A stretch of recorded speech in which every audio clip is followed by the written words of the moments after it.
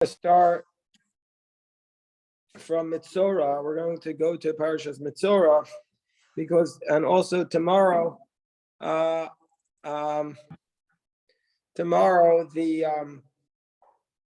not going to do Rashi, and the reason is because at 5:45 we have a special shir on Reb Elimelech, on the Noam Elimelech. So that'll be instead of the Rashi at this time. The yeshiva Chovei Torah is going to be down here for a few days, and one of the boys is going to give a shir on the Noam Elimelech. So chapter 14, verse 1, Leidaber Adina Moshe Lemor. Zotia Torahs HaMetzorah. This is the Torah of the Metzorah. V'yom Ta'araso. On the day he's purified, V'uval HaKohen. And then he's brought to the Kohen.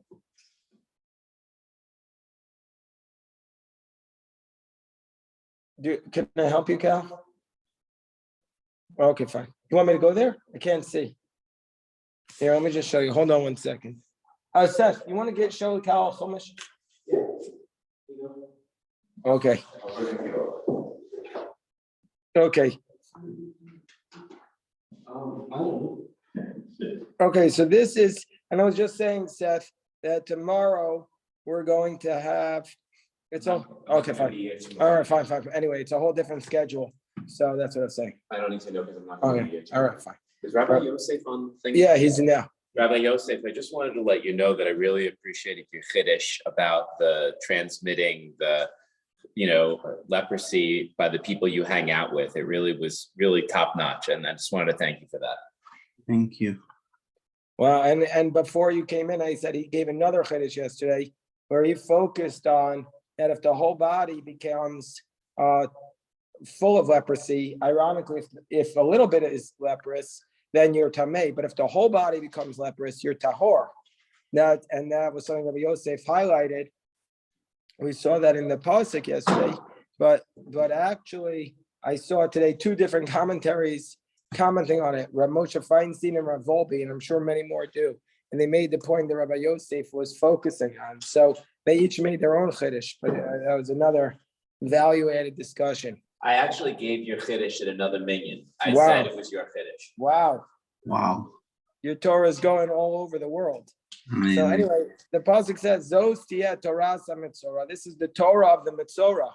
And by the way, let's just stop right there. The Hasidim would say, "How could it be a Metzorah? Is this person who's done all these sins?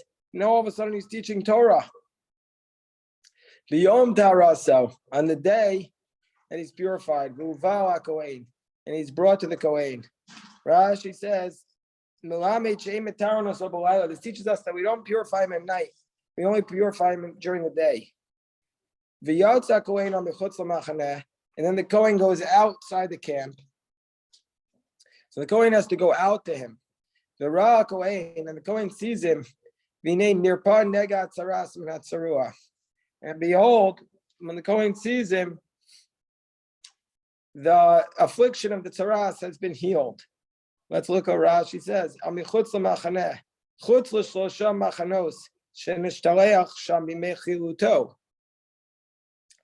he's sent outside all three camps. If he's a certain Metzorah, we send him out of all three camps. What are the three camps? The three camps are Machaneh Shechina, the divine presence where the Mishkan is, the Machaneh Leviyah, which is around that where the Levites camped, and then around that where the Machaneh Yisrael, where all the Israelites camped. So he's sent out of there. If you think about Jerusalem, these same levels correspond to Jerusalem.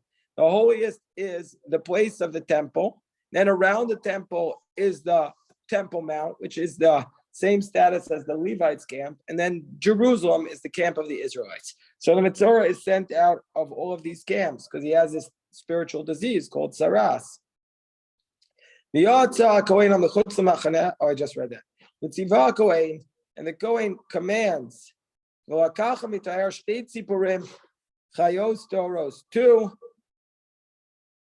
birds that are chayot torot, living pure birds. The eitz erez ushni tolas veizov, and crimson thread a cedar wood, the Eitz Erez, cedar wood, Ushnitolas, in crimson thread, the Azov, and a hyssop. I just want to point out before we read the Rashi, the words Vitziva Kohen are extra here. The Kohen commands. You could just say he needs to take these two birds, but the Kohen commands him to take the two birds. That's extra. Just pointing that out. The Rashi says, I know we just read that. Chayos, pratlo trefos. You can't take non-kosher birds.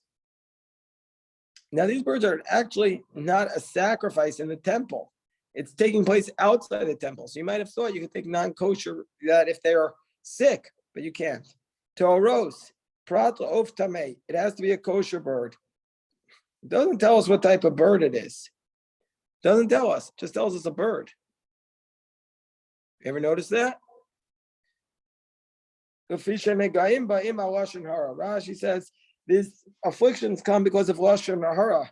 Shehu maaseh pitputei devarim. It is an action of like blabbering, blah blah blah.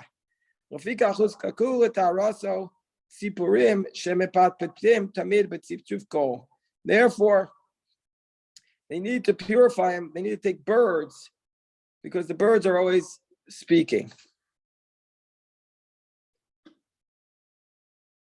It doesn't say what type of birds, though. They have to be kosher birds. How many kosher birds are there? Well, don't we not know? Isn't it Right. machloket? So the Torah lists around 21 birds, and it says umineim, it says twice. And so since we don't know what all the kosher birds are, then unless we have a Mesorah tradition, we don't know for sure they're kosher. But if the kosher birds, the Gemara says, has certain simanim, 4 simanim of a kosher bird. So we know that a chicken is kosher. We know that a turtle dove and a bnei yonah are kosher. A pigeon, that's basically a pigeon. We also know that the quail is kosher, but we don't know for sure what a quail is. Duck. We know a duck. What? Yeah, duck. We know a duck is kosher, and then most people today assume turkey is kosher. Most people today assume turkey is kosher. I don't know if Chabad eats turkey, but most people, they do. I don't know. The Dutch I'm not don't. sure. What? The Dutch people don't. There's a lot of people who don't eat turkey. I have eaten turkey, big turkey at Chabad.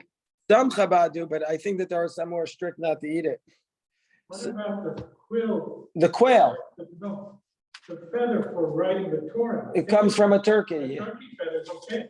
Yeah, well, you can use a feather from any bird. It doesn't have to be kosher. Yeah, because you're not eating that feather. But it's a very good question.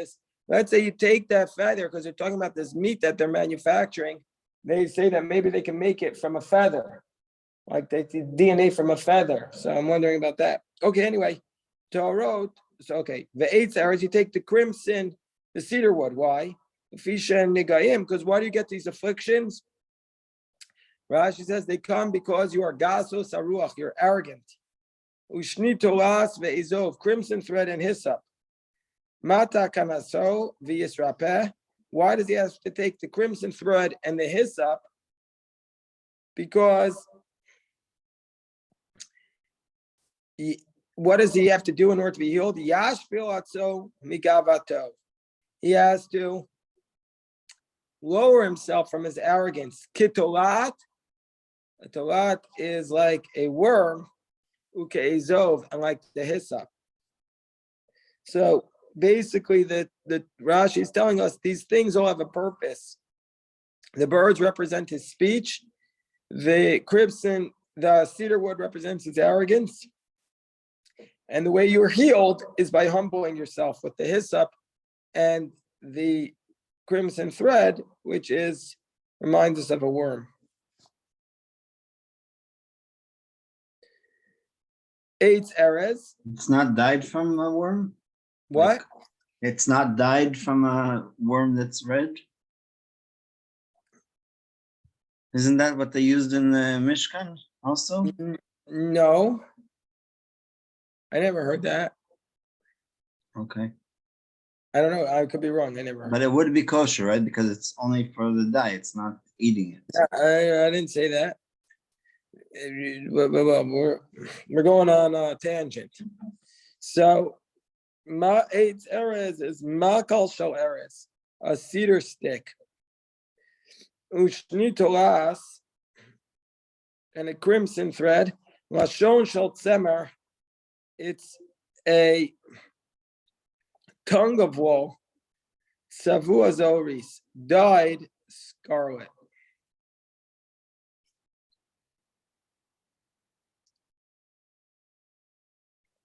Okay, next verse.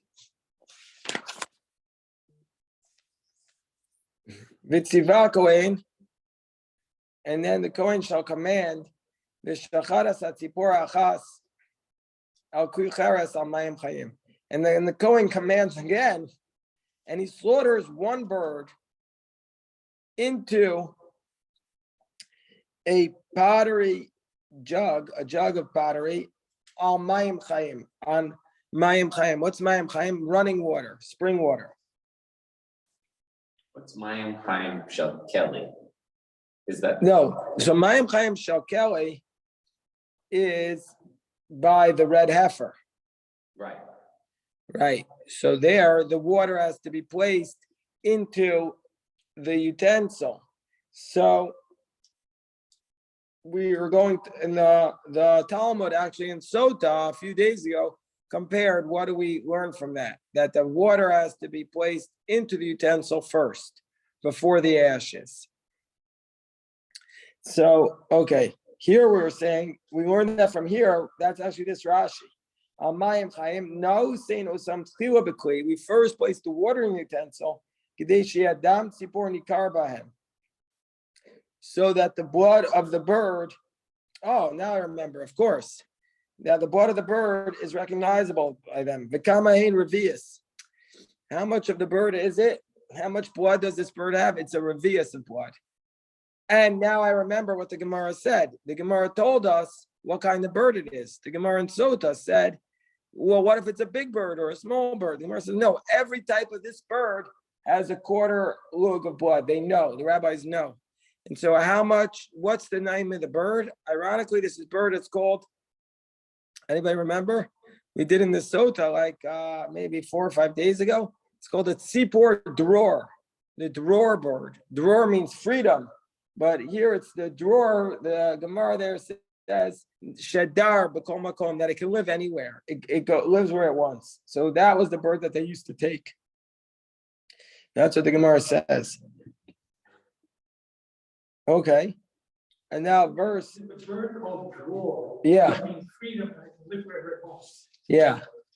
And then the word generation is door. Yes. Is there any relation between drawer and door? I don't believe so. But I don't think there is, but it's interesting. There's a different, it's spelled differently. Dalad Reish, Reish, but maybe there is, I don't know. I don't know. Then the verse tells us, and by the way, Seth's point that this is like the Mayim Chaim El Kelly, there's a lot of similarities between the ritual of purifying the Metzorah and the ritual of purifying the red heifer. A lot of similarities. As a tzipora chaya yikachosa, then he shall take the living bird, ves eitza eres, and the cedar wood, ves hey, ves. There's a chumash for you, my friend. Ves shnia toras, and the crimson thread, ves ha'ezov, and the hyssop. So he takes the bird. Right now, what do we have in the water? We have in the utensil, we have the jug of water and we have the blood. So now he takes the living bird and he combines it with the hyssop, the crimson, the cedar wood, the crimson thread, the hyssop, v'taval otam, and he dips them, v'esa tzipora chaya, and the living bird, b'dama tzipora shluta, in the blood of the slaughtered bird, hamayim achayim, on the running water. Wow. Rashi says, he doesn't combine them, he doesn't bind them together. Ella mafrisha la'atzma. he keeps the bird by itself. But the wood and the hyssop kruchin yachad b'lashon hazahoris. But the wood and the hyssop are tied with the red string. As it states, that eitza eretz v'shnia tolas v'eta ezov. As it states, the cedar wood, the crimson thread, and the hyssop, kicha achas l'shloshtan, one taking for all three. Yachol kashem she'ena b'kal aguda kein lo tei b'kal tvila. I might think just like it's not in the same binding, maybe you don't immerse them together. You immerse them. So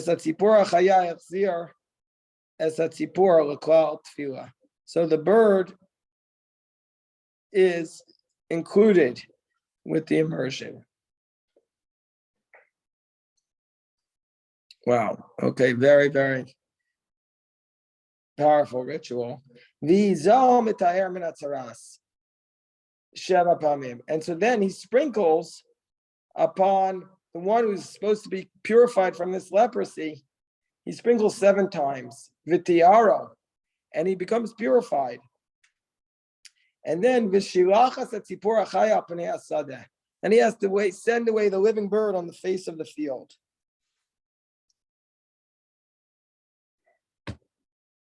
Wow. Steinsaltz says that the releasing of the bird alludes to the removal of the, impure saras, basically, and it also removes his isolation from, period. It's been ending. really, It's like the freedom of, your back. that's why it's called Tzipora drawer, the freedom bird. He's being released. We're in a situation where like the whole society has impurity. When you think of the pandemic. Next month, officially by order of the president, the pandemic is over. Then we're all supposed to be free of some kind. You can't. So it's an interesting thing because you hit upon something really important. The rabbis today assume everybody is ritually impure. So the only remnant of purity and impurity is with respect to a Kohen. That's the only remnant, that the Kohen is not allowed to come near a dead body. But other than that, we assume that all of us are ritually impure today. And when you think about it, you could say, why? You could go to the mikvah. If you touch a rodent, you could go to the mikvah. If you touch a dead animal, why don't we make you do that? When you see that, we say everybody is ritually impure today. We assume that the ritually impurity surrounds us. So why do we put the dog and pony show of having the Kohanim not go to gravesides? Well, because they're not supposed to historically, is that the reason? No, because there's no prohibition for a regular Israelite to become tamei, but there's still a prohibition for a Kohen to become tamei. So even though this is a dispute amongst the Rishonim, but once you're already tamei, is it still prohibited for you to become tamei? And we rule that it is. So even though the Kohen was already considered to be ritually impure, he's still not allowed to go to the eating treif. If there's extra, thing, you're not. If it's just like he's still not allowed to do it. He's not allowed to push the thing that he's not allowed to do. I heard it's a very good point. I heard a interesting. I read an article about a judge in New Hampshire that there was a prisoner who said he wanted kosher food. And then they caught the prisoner eating pork. So they moved, the prison said, we're not giving you any more kosher food. So they took him to court and they argued in the court, we don't have to give you kosher food because you're clearly not sincere. So there was a Chabad rabbi in the courtroom. I read this article in the newspaper. One of you could maybe find it, the article. I read this maybe 15 years ago, or maybe 13, 14 years ago. The judge just turns to the Chabad rabbi and says, well, what do you think about this? And you know what the Chabad rabbi said? He gets up in the court on the spot and he says, my friend is a diabetic. If I see him eating the wrong food, should I then serve him more of the wrong food? Meaning to say, just because you did eat the kosher food once, doesn't mean you have to do it again and again and again. So I think that was a winning argument for the judge. I don't remember. You could do the research. It's a case, I think, in New Hampshire, like 13 or 14 years ago. Probably David could find it because he's an expert on these matters. But It is true that if they catch you eating inappropriate food, they threaten to take you off the kosher diet. but tell them. So does that mean every diabetic who eats a sweet, he has to just only feed him more sweets? Doesn't make sense. I mean, everybody should only eat the kosher food if you're eating kosher. But if you go to McDonald's one day, does that mean you should only go to McDonald's? No. I think the analogy with medical issues with religion is questionable, but I think the rabbi could have said, the rabbi could say, well, maybe he slipped one time. You have to give him another chance to be kosher, but I don't know if Jewish law says if you eat pork a certain number of times, Yeah. someone else will be obligated to be kosher. Maybe there's a certain number of mistakes, 3 or something. No, they right. By Jewish law, you can, even if you're a sinner until the day you die, you can repent. I So- think you could make the argument, you could take it away from food and say, if this man runs a red light, should we tell him to keep running a red light? Just because he got away with it once? Yeah, I mean, we got to go back to that judge. All right. So then what does Rashi say? Rashi says, verse 8. The person who's being cleansed shall wash his garments. He shall shave all the hair off of his body. We learned in Sota, there's certain parts of his hair which he doesn't shave, like his underarm hair. He immerses in the water and he's purified. And then he comes to the camp. And he shall sit outside of his tent. Bless you. For 7 days. 7 days. Rashi says, what is he telling us? Even after he's been purified, he has another 7 days he needs to wait. And during those 7 days, he's not allowed to be intimate with his wife. Yes, he's not allowed to. And now he shaves his hair again. On the 7th day, cuts all his hair again. That's Roshoves the Kano. So here, the first time, he has to cut all the hair off his body. But now he cuts off only the hair off his head, his beard, his kabosim, off his eyebrows. That's kol saro.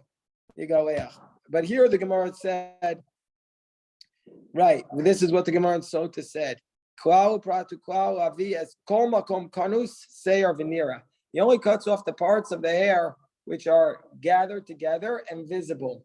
So you don't cut off the underarm hair. And according to another position, you don't cut off, and the Gemara says you don't cut off the nose hair. Probably, I don't know about the ear hair, but the nose hair you don't have to cut. How come it doesn't say about it doesn't say about what a woman has to do? It only says like if I'm, where is that? The woman could be is the same law as the man. All the hair cut off. Why do we assume that the woman is the same as the All the man? visible hair. All the visible hair. But why do we And that's assume- gathered up. Why? Because the Talmud tells us that anytime it says a man in the Torah refers to a man or a woman unless it differentiates. So it's the same thing. They had to do the whole thing. That's okay. And we discussed yesterday how would it be done in a modest manner. And so we discussed that yesterday. It was in the chapter Negayim in the second chapter in the 4th Mishnah. It discussed it. And then he has to wash his garments again. And he washes his flesh in the water of it, and he's purified. Verse 14 or verse 10. Rashi on 8 and 9. Oh, We did the 8 and 9, Rashi on sorry. 8 and 9. Yeah. Verse 10. On the 8th day, he takes two lambs, and one female lamb. 3 esronim, soas mincha, flour of mincha, belulav Hashem mixed with oil, v'log echad shaman, and 1 log of oil. Okay. Rashi tells us,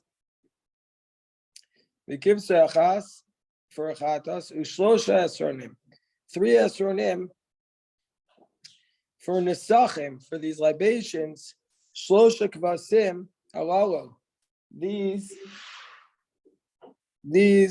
sheep, shechataso v'hasham Metzorah to unen nechasim. The sin offering and the guilt offering of the Metzorah require these libations. The log echad shemen, and we have 1 log of oil, lazoselav sheva, to sprinkle upon him 7 times, and to place it on his right ear, and also on the thumbs. Okay, let's stop the recording here. Another beautiful